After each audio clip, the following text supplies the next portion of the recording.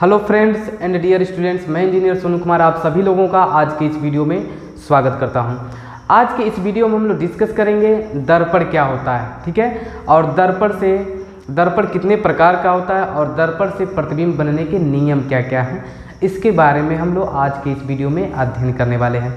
पिछले वीडियो में हम लोगों ने डिस्कस किया था प्रकाश क्या होता है, प्रकाश के गुण क्या क्या हैं, प्रकाश किरण क्या होता है और प्रकाश का परावर्तन क्या होता है, और साथ ही साथ प्रकाश के परावर्तन से संबंधित नियमों का अध्ययन हम लोगों ने पिछले वाले वीडियो में किया है।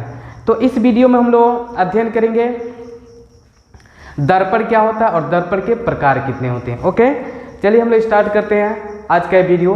देखिए दर्पण, तो सबसे पहले मैं आपको बता दूं दर्पण एक ऐसी युक्ति है जिसके द्वारा हम लोग प्रकाश की किरण को परावर्तित कर सकते हैं। ठीक है, दर्पण एक ऐसी युक्ति है जिसके द्वारा हम लोग प्रकाश की किरणों को क्या कर सकते हैं, परावर्तित कर सकते हैं। ठीक है, जैसे हम लोग चेहरा देखने वाला शीशा लेकर जब हम लोग धूप में जाते हैं तो धूप में जैसे ही शीशे पर प्रकाश की किरणें पहुंचती हैं तो क्या करता है, उसको परावर्तित कर देता है। ठीक है, हम लोग जिधर चाहते हैं उधर उस प्रकाश की किरणों को परावर्तित कर देते हैं। आप लोगों ने देखा होगा अक्सर, इनफैक्ट आप लोगों ने ऐसा किया भी होगा।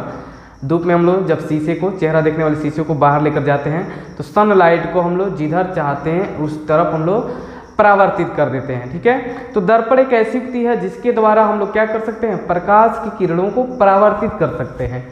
अब देखिए दर्पण जो होता है, अब लिख दे रहा हूं मैं, दर्पण एक ऐसी युक्ति है, ऐसी युक्ति है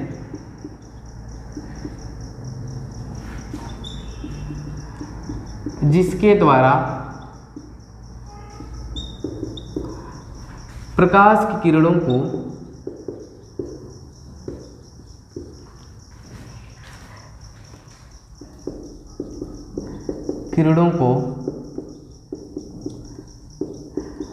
परावर्तित कर सकते हैं। ओके, अब देखिए दर्पण कितने प्रकार का होता है। तो दर्पण देखिए निम्नलिखित दो प्रकार का होता है। दर्पण दो प्रकार का होता है, एक होता है समतल दर्पण और एक होता है गोलीय दर्पण। समतल दर्पण तथा गोलीय दर्पण। अब इसको हम लोग परिभाषित करेंगे। समतल दर्पण और गोलीय दर्पण क्या होता है, तो वह दर्पण जिसका परावर्तक तल कैसा होता है, सपाट होता है। ठीक है, वह दर्पण जिसका परावर्तक तल मतलब जिस तल से प्रकाश की किरणें परावर्तित होती हैं, जिसका परावर्तक तल समतल होता है,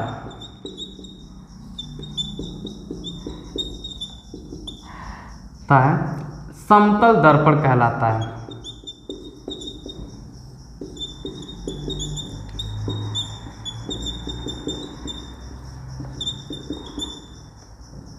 समतल दर्पण कहलाता है। ओके, देखिए समतल दर्पण को हम लोग इस तरह से प्रदर्शित करते हैं। एक सीधी लाइन खींचते हैं और नीचे ये वाला सिंबल बना देते हैं, ये दर्पण का प्रतीक है।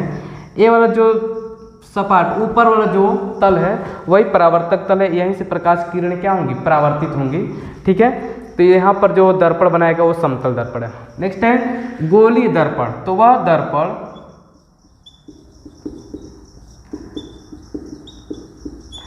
दर्पण जिसका परावर्तक तल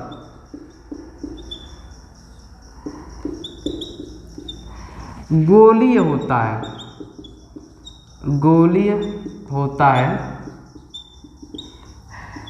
गोलीय दर्पण कहलाता है।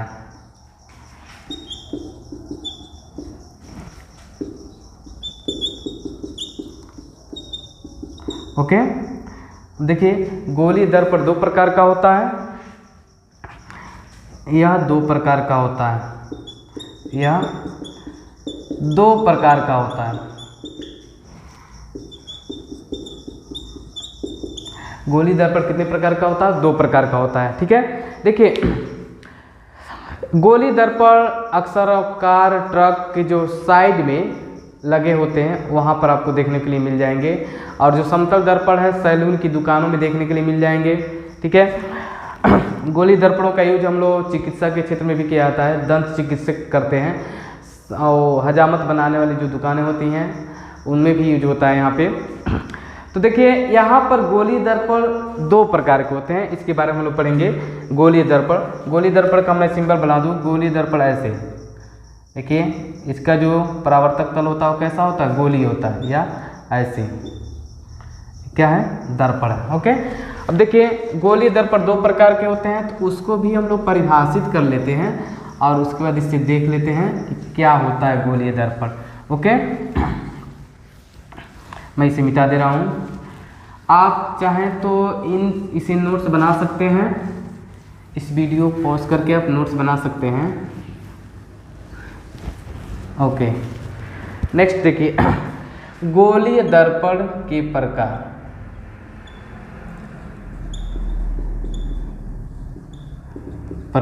तो गोलीय दर्पण कितने प्रकार का होता है? 2 प्रकार का होता है। पहला है अवतल दर्पण। अवतल दर्पण, इसको हम इंग्लिश में बोलते हैं कॉनकेव मिरर।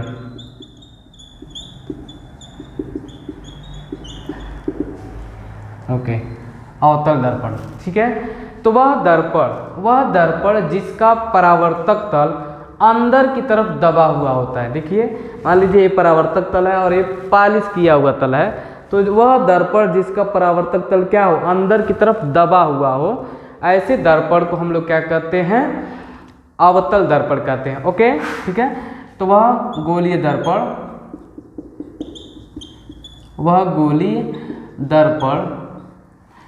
जिसका परावर्तक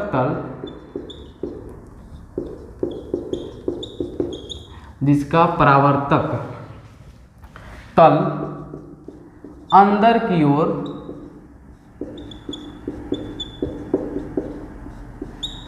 दबा हुआ होता है,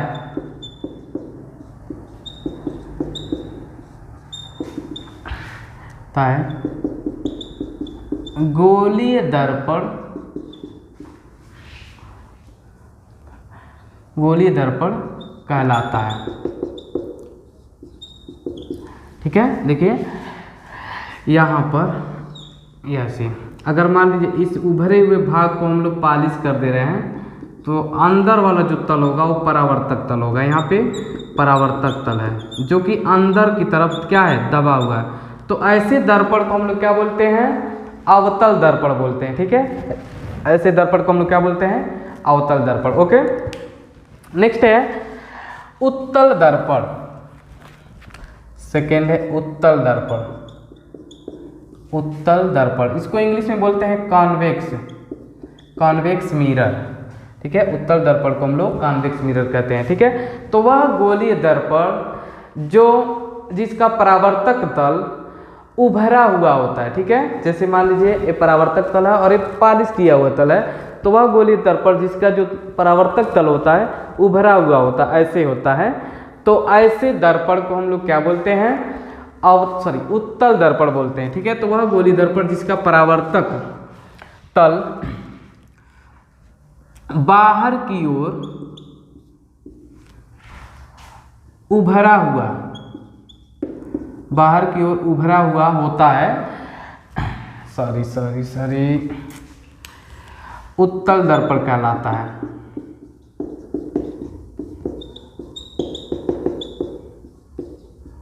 ठीक है, जिसका उभरा हुआ तल क्या होता है? बाहर की तरफ उभरा हुआ होता है, उसी को हम लोग क्या बोलते हैं? उत्तल दर्पण कहते हैं। ओके, देखिए उत्तल दर्पण में क्या होगा? दबे हुए तल को हम लोग पॉलिश कर देते हैं और उभरे हुआ तल जो होता है वो परावर्तक तल होता है, परावर्तक तल की तरह व्यवहार करता है, परावर्तक तल। तो ऐसे दर्पण को हम लोग क्या बोलते हैं? उत्तल दर्पण कहते हैं। ओके, क्लियर है? समझ आ गया आप लोगों को अवतल दर्पण और उत्तल दर्पण? ठीक है, अब देखिए हम लोग गोलीय दर्पण से संबंधित कुछ मुख्य परिभाषाएं पढ़ लेते हैं। गोलीय दर्पण से संबंधित मुख्य परिभाषाएं। ओके, मैं मिटा दे रहा हूँ इसको।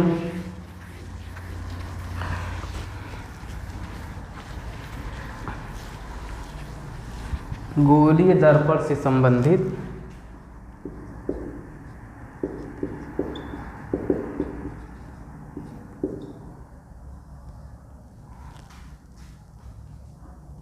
गोलीय दर्पण से संबंधित मुख्य परिभाषाएं।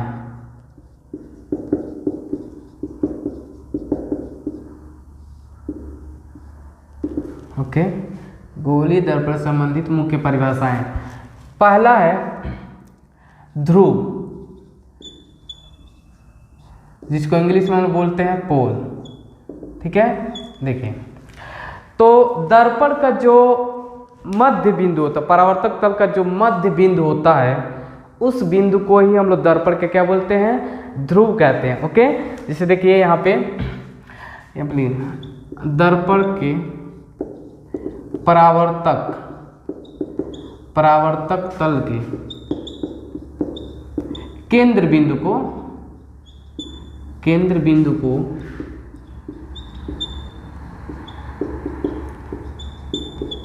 ध्रुव कहते हैं। ओके, जैसे देखिए यहाँ पे मान लीजिए यहाँ पर मैं एक अवतल दर्पण बना दे रहा हूँ, यह अवतल दर्पण हो गया, और यहाँ पे मैं उत्तल दर्पण भी बना दे रहा हूँ, यह उत्तल दर्पण हो गया। ठीक है, तो परावर्तक तल का जो मध्य बिंदु होता है या केंद्र बिंदु होता है, इसी को हम लोग क्या बोलते हैं, ध्रुव कहते हैं। यहाँ पर इसका ध्रुव ये वाला पॉइंट हो जाएगा। ओके, नेक्स्ट है वक्रता केंद्र। वक्रता केंद्र, सेंटर ऑफ कर्वेचर।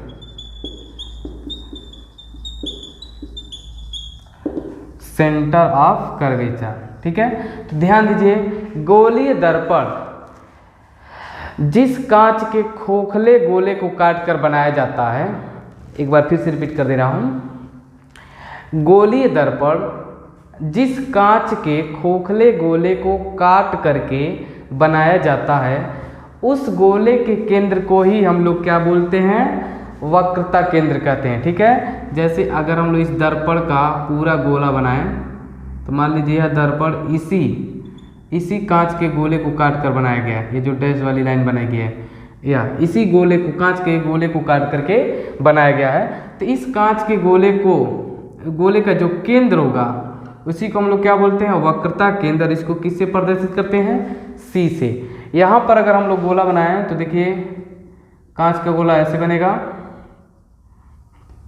ओके, अगर हम लोग यहाँ पे बनाएं तो ये हो गया कांच का गोला, और इस गोले का जो केंद्र होगा, यही इस दर्पण का क्या कहलाएगा, वक्रता केंद्र कहलाएगा। तो यहाँ पे मैं परिभाषा लिख दे रहा हूँ, गोलीय दर्पण कांच के जिस खोखले गोले को काट कर बनाया जाता है, बनाया गया होता है, उस गोले के केंद्र को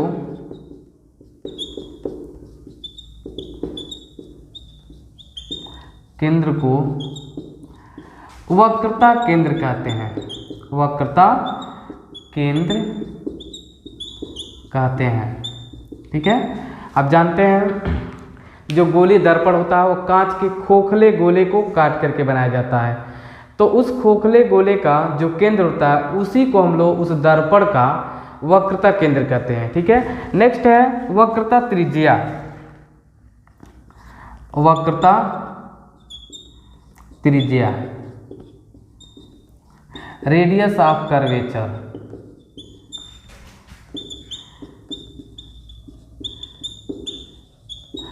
रेडियस ऑफ कर्वेचर, मैं यहाँ पे परिभाषा लिख दे रहा हूँ। क्लास 10th के स्टूडेंट्स के लिए ये जो परिभाषाएं हैं बहुत ही इंपॉर्टेंट हैं, बहुत मायने रखती हैं।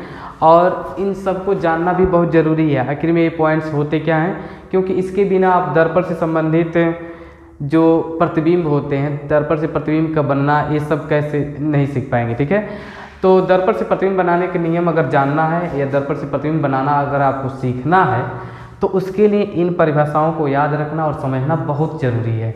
ठीक है, ओके। देखिए वक्रता त्रिज्या क्या होता है, तो दर्पण के ध्रुव और केंद्र को मिलाने वाली जो रेखा होती है उसी को हम लोग क्या बोलते हैं, वक्रता त्रिज्या बोलते हैं। या कांच के खोखले गोले को जिस कांच के खोखले गोले को काट करके यह दर्पण बनाया गया होता है उसी गोले की त्रिज्या को हम लोग इस दर्पण का वक्रता त्रिज्या कहते हैं। ठीक है, तो देखिए गोलीय दर्पण, फिर से वही बातें, गोलीय दर्पण जिस कांच के खोखले गोले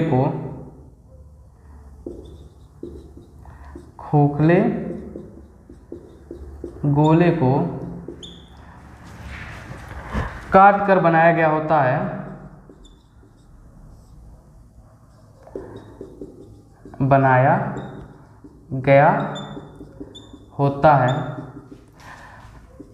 उस गोले की त्रिज्या को वक्रता त्रिज्या कहते हैं, वक्रता त्रिज्या कहते हैं। इसे कैपिटल आर से प्रदर्शित करते हैं, वक्रता त्रिज्या को हम लोग कैपिटल आर से प्रदर्शित करते हैं। ओके मेरे भाई, देखिए यहाँ से ये जो त्रिज्या होगी इसी को हम लोग क्या बोलते हैं, ये जो दूरी है उसी को हम लोग क्या बोलते हैं, वक्रता त्रिज्या। और किसे प्रदर्शित करते हैं, कैपिटल आर से। ओके, यहाँ पर ये जो दूरी है इसी को हम लोग क्या बोलते हैं, वक्रता त्रिज्या। और किसे प्रदर्शित करते हैं, कैपिटल आर से। ठीक है, तो ध्रुव क्या होता है, वक्रता केंद्र क्या होता है और वक्रता त्रिज्या क्या होती है, ये बातें आपको समझ में आ गया होगा। अब हम लोग नेक्स्ट परिभाषा पढ़ेंगे। नेक्स्ट हम लोग देखेंगे मुख्य अक्ष क्या होता है। ठीक है, दर्पण का मुख्य अक्ष किसे कहते हैं। ओके, मैं इसे मिटा दे रहा हूं। दर्पण का मुख्य अक्ष,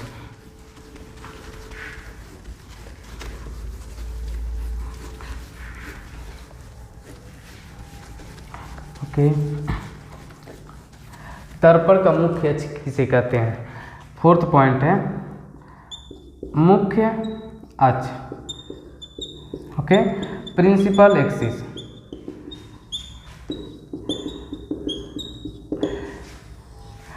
देखिए ध्यान दीजिए, प्रिंसिपल एक्सिस मुख्य अक्ष किसे कहते हैं, तो दर्पण के वक्रता केंद्र और ध्रुव से होकर जाने वाली रेखा को हम लोग दर्पण का मुख्य अक्ष कहते हैं।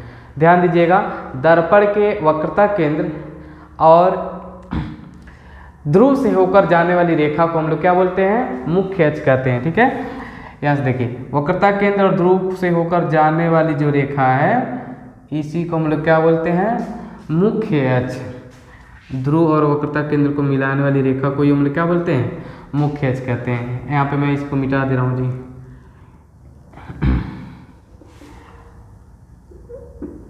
सॉरी यार। ओके, यहाँ पर भी देखिए इसको मैं मिटा दे रहा हूँ, ये मुख्य अक्ष बना दिया हूँ। ओके, नेक्स्ट पॉइंट यही है मुख्य अक्ष। तो दर्पण के वक्रता केंद्र तथा ध्रुव को मिलाने वाली रेखा, मिलाने वाली रेखा को दर्पण का मुख्य अक्ष कहते हैं।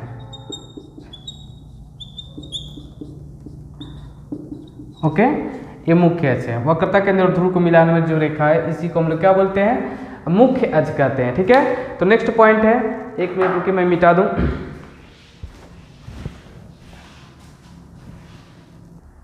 ओके, देखिए हम लोगों ने यहाँ पे 4 पॉइंट पढ़ लिए हैं।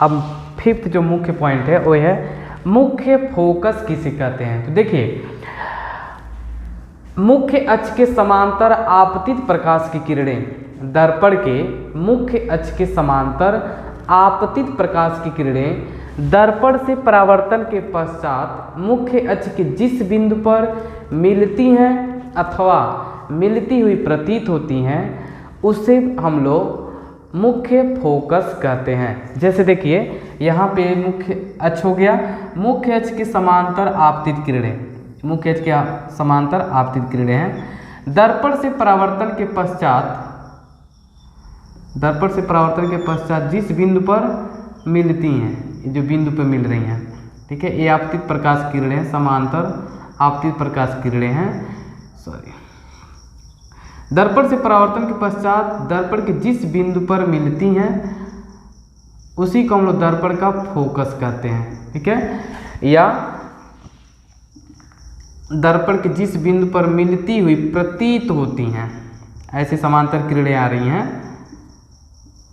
ठीक है, दर्पण के जिस बिंदु पर मिलती हुई प्रतीत होती हैं ऐसे बिंदु को हम लोग क्या बोलते हैं। देखिए ध्यान दीजिएगा, यहाँ पे जो प्रकाश की किरणें हैं मुख्य अक्ष के समांतर आ रही हैं और अवतल दर्पण से परावर्तन के पश्चात मुख्य अक्ष के जिस बिंदु पर मिल रही हैं, ठीक है, इसी को हम लोग क्या बोलते हैं, दर्पण का मुख्य फोकस कहते हैं। और वहीं अवतल दर्पण में देखिए ये जो समांतर किरणें हैं वास्तविक रूप से क्या हो जा रही हैं, फैल जा रही हैं। जब इन किरणों को हम लोग पीछे की तरफ बढ़ा रहे हैं, प्रकाश किरणों को, तो यह दर्पण के इस बिंदु पर मिल रही हैं, तो यही बिंदु क्या हो जाएगा, ये दर्पण के मुख्य अक्ष के इस बिंदु पर मिल रही हैं, तो यही बिंदु क्या हो जाएगा, दर्पण का मुख्य फोकस हो जाएगा। ओके, नेक्स्ट है फोकस दूरी। तो दर्पण के ध्रुव और मुख्य फोकस के बीच की दूरी को ही हम लोग क्या कहते हैं, फोकस दूरी कहते हैं, ठीक है। तो देखिए यह फोकस हो गया और ये ध्रुव हो गया, तो फोकस और ध्रुव के बीच की दूरी को हम लोग फोकस दूरी कहते हैं और इसको हम लोग स्मॉल एफ से प्रदर्शित करते हैं। यहाँ पे देखिए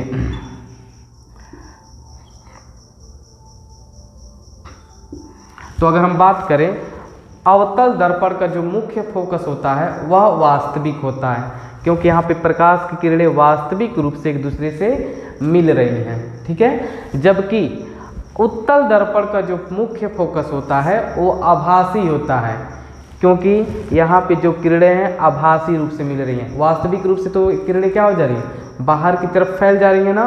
इन किरणों को जब हम पीछे की तरफ बढ़ा रहे हैं तो आभासी रूप से मुख्य अक्ष के इस बिंदु पर मिल रही हैं।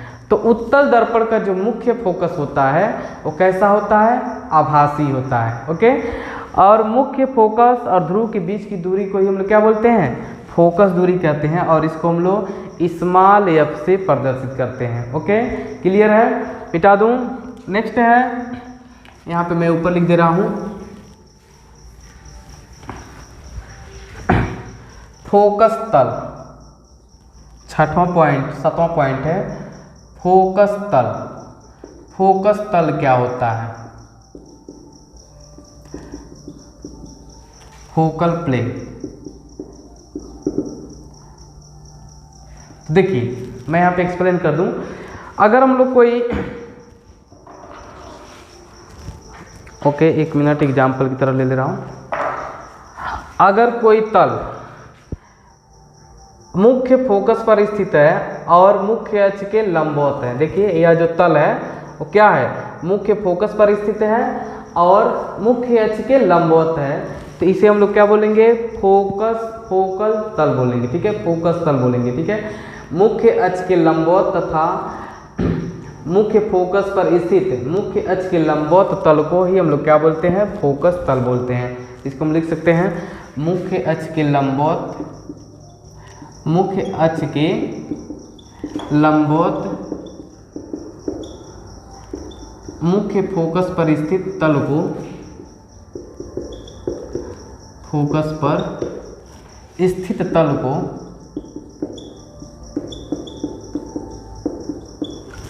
स्थित तल को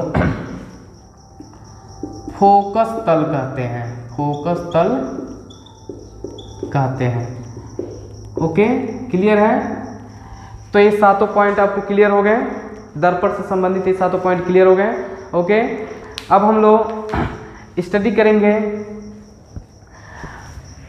दर्पण से प्रतिबिंब बनाने के नियम। ठीक है, तो मैं इसे मिटा दे रहा हूं, 1 मिनट होल्ड रखिए। ओके, दर्पण से प्रतिबिंब बनाने के नियम। अब हम लोग डिस्कस करेंगे दर्पण से प्रतिबिंब बनाने के नियम। ओके, देखिए यहाँ पे दो दर्पण बनाए गए हैं, एक अवतल दर्पण है और एक उत्तल दर्पण है। ठीक है, एक पॉइंट मैं मिस कर गया था पिछले पॉइंट में, मैं बता दे रहा हूँ। दर्पण का द्वारक क्या होता है? दर्पण का द्वारक किसे कहते हैं? ठीक है, तो देखिए दर्पण का द्वारक क्या होता है? दर्पण के परावर्तक तल के व्यास को ही दर्पण का द्वारक कहते हैं। देखिए यहाँ पे ये जो पूरी लंबाई है ना दर्पण की, यहाँ से यहाँ तक यम डैश, इसको हम लोग बोलते हैं दर्पण का द्वारक। यहाँ पर परावर्तक तल की जो लंबाई है ना, परावर्तक तल का जो व्यास है यहाँ से यहाँ तक यम डैश, इसी को हम लोग क्या बोलते हैं?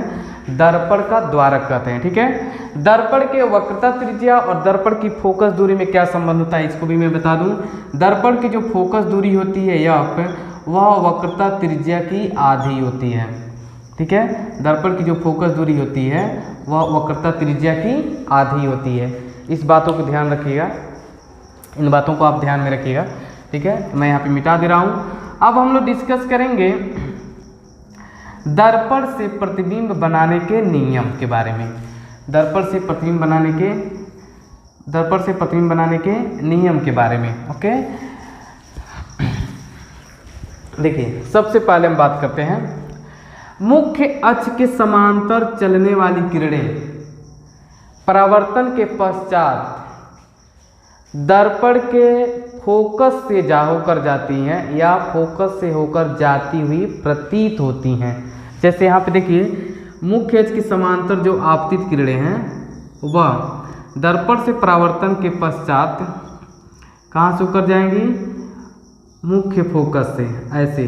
ठीक है, ऐसे होकर निकल जाएंगे। या अब उत्तल दर्पण देखिए, अगर समांतर किरणें आपतित हो रही हैं, मुख्य अक्ष के समांतर किरणें आपतित हो रही हैं, तो दर्पण से परावर्तन के पश्चात मुख्य फोकस से होकर जाती हुई प्रतीत होती हैं। वास्तविक रूप में नहीं जाती हैं, ये ऐसे परावर्तित हो जाएंगी। ठीक है, इस तरह से परावर्तित हो जाती हैं। ओके, ऐसे। तो मुख्य अक्ष की समांतर आपतित किरणें दर्पण से परावर्तन के पश्चात या तो दर्पण के फोकस से होकर जाती हैं या फोकस से होकर जाती हुई प्रतीत होती हैं। ओके, ये पहला नियम है। दूसरा देखिए, मैं एक ही लाइन दिखा रहा हूँ यहाँ पे, बाकी मैं जो समांतर किरणें उसे मिटा दे रहा हूँ। बस इतना जान जाइए कि जो मुख्य अक्ष की समांतर प्रकाश किरणें हैं वह दर्पण से परावर्तन के पश्चात दर्पण के मुख्य फोकस से होकर जाती हैं अथवा मुख्य फोकस से होकर जाती हुई प्रतीत होती हैं। यहाँ पर मैं भी सारा मिटा दे रहा हूँ। चलिए ये मैं मिटा दे रहा हूँ, इनको एक ही बनाना चाहिए था मुझे, कोई बात नहीं, बस आपको समझ में आना चाहिए। हाँ जी, समझ में आ रहा है ना? ओके, ये देखिए पहला नियम है, ये पहला है। दूसरा, दर्पण के फोकस से जाती हुई प्रकाश की किरणें, दर्पण के फोकस से होकर जाती हुई प्रकाश की किरणें दर्पण से परावर्तन के पश्चात मुख्य अक्ष के समांतर हो जाती हैं। ऐसे मुख्य अक्ष के समांतर हो जाती हैं। देखिए ये दर्पण से फोकस से होकर आ रही है और दर्पण से परावर्तन के पश्चात क्या हो जा रहा है? मुख्य अक्ष के समांतर। या दर्पण के फोकस की ओर जाती हुई, दर्पण के फोकस की ओर जाती हुई प्रकाश की किरणें परावर्तन के पश्चात मुख्य अक्ष के समांतर हो जाती हैं। ऐसे हो जाती हैं, परावर्तन के पश्चात मुख्य अक्ष के समांतर हो जाती हैं। ओके, ये दूसरा नियम है। ध्यान दीजिएगा। पहला ये है कि मुख्य अक्ष की समांतर आपतित किरणें दर्पण से परावर्तन के पश्चात मुख्य फोकस से होकर जाती हैं अथवा मुख्य फोकस से होकर जाती हुई प्रतीत होती हैं। और दूसरा है दर्पण के फोकस से जाती हुई, दर्पण के फोकस से होकर जाती हुई प्रकाश की किरण अथवा दर्पण के फोकस की तरफ जाती हुई प्रतीत होने वाली प्रकाश की किरण दर्पण से परावर्तन के पश्चात मुख्य अक्ष के समांतर जाती है। ठीक है। दूसरा देखिए तीसरा दर्पण के वक्रता केंद्र से, दर्पण के वक्रता केंद्र से होकर जाने वाली प्रकाश की किरणें उसी पथ से वापस लौट जाती हैं। ठीक है, ये तीसरा है। दर्पण के वक्रता केंद्र से होकर जाती हुई प्रकाश की किरणें अपने ही पथ से क्या होती हैं, वापस लौट जाती हैं। देखिए यहाँ पे अपने ही पथ से वापस लौट जाती हैं। यहाँ पे मैं दिखा दे रहा हूँ। देखिए ये अगर प्रकाश की किरण ऐसे जा रही है, एक्चुअल में तो वक्रता केंद्र से नहीं जाएगी उत्तल दर्पण में, लेकिन वक्रता केंद्र की ओर जाती हुई प्रतीत होने वाली जो प्रकाश की किरण होगी वह उत्तल दर्पण से परावर्तन के पश्चात अपने ही मार्ग से वापस लौट जाएगी ऐसे। ये हो गया थर्ड। ओके, नेक्स्ट है फोर्थ। अगर कोई प्रकाश की किरण दर्पण के ध्रुव पर आपतित होती है तो वह मुख्य अक्ष से जितने कोण पर आपतित होगी उतने ही कोण से क्या हो जाएगी, परावर्तित हो जाएगी। ये फोर्थ नियम है, फोर्थ। ठीक है, दर्पण के मुख्य फोकस ध्रुव पर आपतित प्रकाश की किरण मुख्य अक्ष से जितने कोण पर आपतित होती है उतने ही कोण से क्या हो जाती है, परावर्तित हो जाती है। ये फोर्थ नियम है।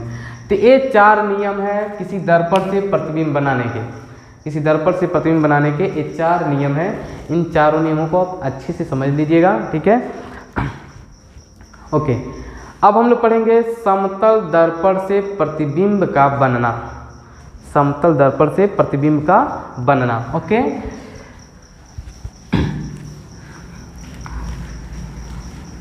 समतल दर्पण से प्रतिबिंब कैसे बनता है उसके बारे में हम लोग डिस्कस करेंगे। ध्यान दीजिएगा, समतल दर्पण उस खोखले गोले का भाग है जिसकी त्रिज्या क्या होती है, बहुत बहुत बहुत ज़्यादा होती है। ठीक है, त्रिज्या बहुत ज़्यादा होती है। समतल दर्पण से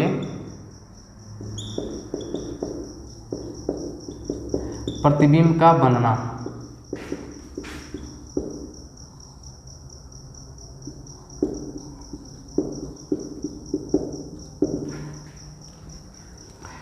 ओके, समतल दर्पण से प्रतिबिंब का बनना। देखिए समतल दर्पण का जो परावर्तक तल होता है वो क्या होता है, सपाट होता है, समतल होता है। ठीक है, और समतल दर्पण की जो फोकस दूरी होती है अनंत होती है। यह हो गया दर्पण का मुख्य बिंदु, मध्य बिंदु, और ये दर्पण के लंबवत मध्य बिंदु से जाने वाला ये हो गया दर्पण का मुख्य अक्ष। ठीक है, अब देखिए मान लीजिए इस समतल दर्पण के यहाँ पर एक वस्तु O है। ओके, तो यहाँ से इस वस्तु से हम लोग 2 किरणें आपतित करेंगे। ठीक है, इस वस्तु से कम हम लोग 2 आपतित किरणें खींचेंगे। ठीक है, अब ध्यान दीजिए यहाँ पर ये आपतित किरण है और इस पॉइंट पर आपतन बिंदु पर हम लोग एक अभिलंब खींच दिए हैं। आप जानते हैं आपतित किरण जितना कोण से, ठीक है, ओके सॉरी, यह अभिलंब हो गया, ये हो गया I। अब जानते हैं परावर्तन के नियम से आपतन कोण और परावर्तन कोण सदैव क्या होते हैं, बराबर होते हैं। ठीक है, तो यहाँ पे जो आपतित प्रकाश है ऐसे क्या हो जाएगी, निकल जाएगी। और दूसरी किरण हम लोग मुख्य अक्ष के समांतर ले जाएंगे जो बिना विचलित हुए सीधे क्या हो जाएगी, वापस लौट जाएगी। ठीक है, वापस देखिए यह जो परावर्तित किरण, पहली परावर्तित किरण इधर सीधे निकल जा रही है और जो दूसरी परावर्तित किरण वो सीधे इधर निकल जा रही है। अगर इन दोनों किरणों को हम लोग आगे बढ़ाएंगे तो ये कहीं पर भी नहीं मिलेंगी। इन दोनों किरणों को हम लोग आगे बढ़ाएंगे तो ये कहीं पर भी नहीं मिलेंगी। अतः अगर इन किरणों को हम लोग पीछे बढ़ाते हैं, ठीक है, देखिए इन किरणों को हम लोग पीछे बढ़ाते हैं तो ये दोनों किरणें दर्पण के पीछे बिंदु I पर मिलती हैं। दर्पण के पीछे बिंदु I पर मिलती है और बिंदु I ही बिंदु O का क्या होगा, प्रतिबिंब होगा।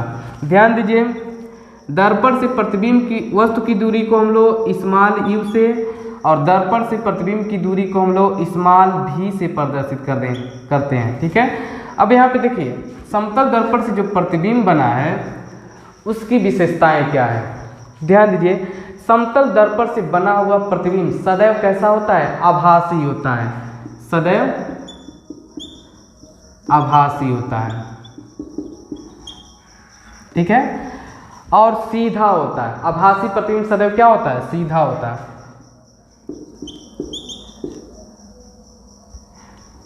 सदैव आभासी तथा सीधा। ठीक है, दूसरा देखिए, वस्तु की लंबाई जो होती है, प्रतिबिंब की जो लंबाई होती है वस्तु की लंबाई के बराबर होती है। प्रतिबिंब की लंबाई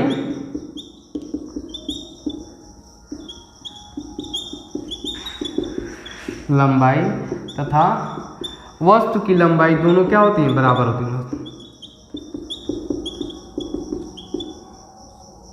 प्रतिबिंब की लंबाई वस्तु की लंबाई के बराबर होती है। और थर्ड पॉइंट है, दर्पण से वस्तु की दूरी दर्पण से प्रतिबिंब की दूरी के बराबर होगा, या दर्पण से प्रतिबिंब की दूरी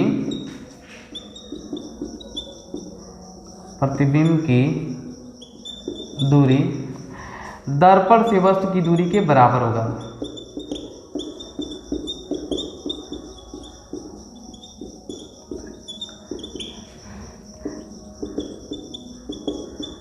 बराबर होती है। और एक लास्ट पॉइंट है, इंपॉर्टेंट पॉइंट, देखिए दर्पण से प्रतिबिंब की दूरी और दर्पण से वस्तु की दूरी दोनों क्या होती हैं? बराबर होती हैं। ठीक है, अब यहाँ पे देखिए आई और ओ, आई क्या है? आभासी है ना, और ओ क्या है? वास्तविक। वस्तु क्या है? वास्तविक है। देखिए जो प्रतिबिंब बनता है वह सदैव दर्पण के पीछे बनता है। प्रतिबिंब सदैव दर्पण के पीछे बनता है। प्रतिबिंब सदैव दर्पण के पीछे बनता है, पीछे बनता है। ओके, तो ये हो गया समतल दर्पण से बनने वाले प्रतिबिंब के 4 विशेषताएं। समतल दर्पण से बना हुआ प्रतिबिंब सदैव कैसा होता है? आभासी होता है और सीधा होता है। ठीक है, जैसे हम लोग चेहरा जिसमें देखते हैं या अपना जो प्रतिबिंब देखते हैं घरों में लगे हुए शीशे में, हम देखते हैं जो हमारा प्रतिबिंब बनता है वो कैसा होता है? सीधा होता है और आभासी होता है। मतलब उसको हम लोग पर्दे पर प्राप्त नहीं कर सकते हैं, उसका हम लोग फोटो खींच सकते हैं। सेल्फी देखते हैं ना, सेल्फी लेते हैं ना आप लोग, शीशे में देखते हुए सेल्फी लेते हैं हम लोग। ठीक है, दूसरा है प्रतिबिंब की लंबाई वस्तु की लंबाई के बराबर होती है। जितना बड़ा वस्तु होगा उतना ही बड़ा उसमें प्रतिबिंब बनेगा। ठीक है, नेक्स्ट है दर्पण से प्रतिबिंब की दूरी व दर्पण से वस्तु की दूरी के बराबर होता है। ठीक है, मतलब हम लोग दर्पण से जितनी दूरी पे खड़े होते हैं हम लोगों का प्रतिबिंब भी दर्पण से उतनी ही दूरी पर पीछे बनता है, दर्पण के पीछे। अर्थात प्रतिबिंब सदैव दर्पण के किधर बनता है? पीछे बनता है। ये मान लीजिए दर्पण है और हम यहाँ पे इस दर्पण से 1 मीटर की दूरी पर इधर खड़े हैं, तो हमारा जो प्रतिबिंब होगा वो दर्पण के पीछे 1 मीटर की दूरी पर बनेगा। ओके, और मेरी जितनी लंबाई है उतनी ही लंबाई का प्रतिबिंब इसमें बनेगा और सदैव कैसा बनेगा? सीधा बनेगा। ये हो गया समतल दर्पण से बनने वाले प्रतिबिंब की विशेषताएं। और समतल दर्पण से बनने वाले प्रतिबिंब का किरण आरेख है, एक किरण आरेख बनाया गया। ओके, आज की इस वीडियो में बस इतना ही। इस वीडियो के लास्ट तक बने रहने के लिए आप सभी का बहुत बहुत धन्यवाद। जय हिंद। ओके।